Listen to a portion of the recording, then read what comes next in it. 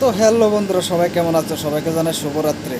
একটা গুরুত্বপূর্ণ ভিডিও। আমি সবসময় এই চাচার, বাংলাদেশের এই চাচার ভিডিওগুলো দেখে খুব ভালো লাগলো।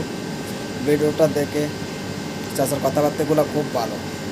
তো চলো আমার সাথে তোমরাও ভিডিওটা অল্প দেখো, যে চাচা কী বলতে চায়। ভিডিওটা অল্প দেখো, খুব ভালো লাগে। চাচার ভিডিওগুলো অনেক সুন্দর, কথাবার্তা একদম সেই লেভেলে বলে। তো প্রথমে ভিডিওটা দেখো, ভালো লাগলে একটা শেয়ার করে দেবে। যারা দিল্লি না ঢাকা নিয়ে স্লোগান বলে, বাংলাদেশে একটা শেয়ার করে দিবে।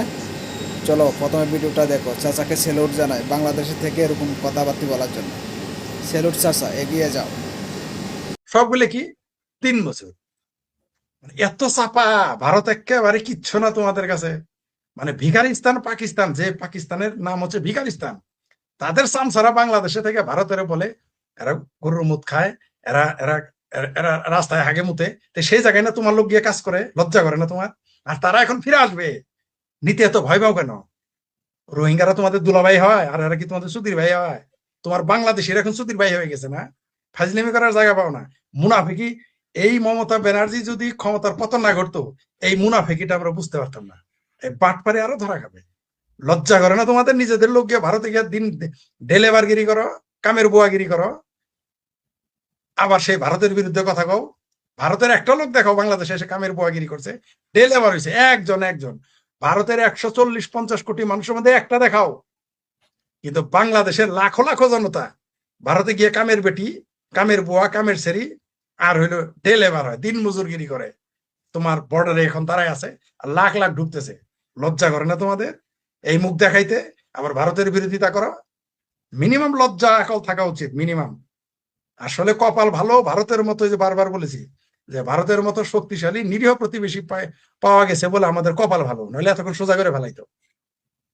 এতক্ষণ নাম করে ওই যে বলে না গ্রামের ভাষায় তারের মতো সোজা করে ফেলতো। এখানে যারা উল্টাপাল্টা কথা কও, নিয়ে আসো ভারতে যে 1 কোটি আসলে নিয়ে আসো।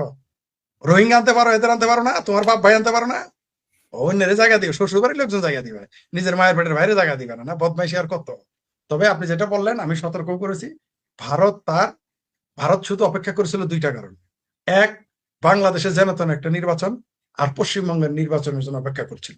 এমন না যে মমতা ব্যানার্জি ক্ষমতার পতন ঘটেছে বলে এটা করছে। মমতা ব্যানার্জির পতন না ঘটলেও বিজেপি পশ্চিমবঙ্গ ক্ষমতায় না আসলেও সেম কাহিনী করতো।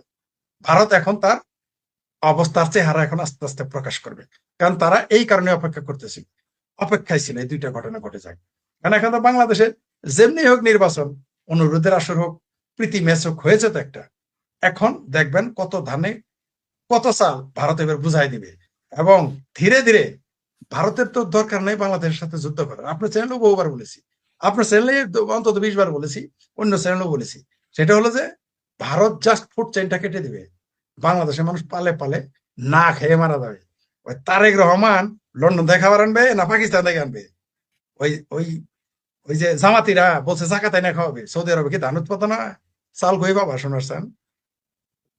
আর বার্মার সাথে তো সম্পর্ক খারাপ হয়েই আছে। তো আপনি কোথায় কার সাথে কি করবেন? ভারত, আমি বারবার বলেছি, বাংলাদেশে আমেরিকার সাথে পাঙ্গা নিলে 3 বেলার জায়গায় 2 বেলা খেয়ে হলেও ভাত পাবে। সৌদি আরবের মিডিল ইস্টের সাথেও পাঙ্গা নিলে 3 বেলার জায়গায় 1 বেলা হলেও ভাত পাবে। ভারতের সাথে পাঙ্গা নিলে 1 বেলা ভাত তাদের কপালে জুটবে না। এটা আমি বারবার বলেছি, আবারও বলে দিলাম। ভারত তার গেম শুরু করে দিয়েছে, আমরা এটা সামলাইতে পারবো না।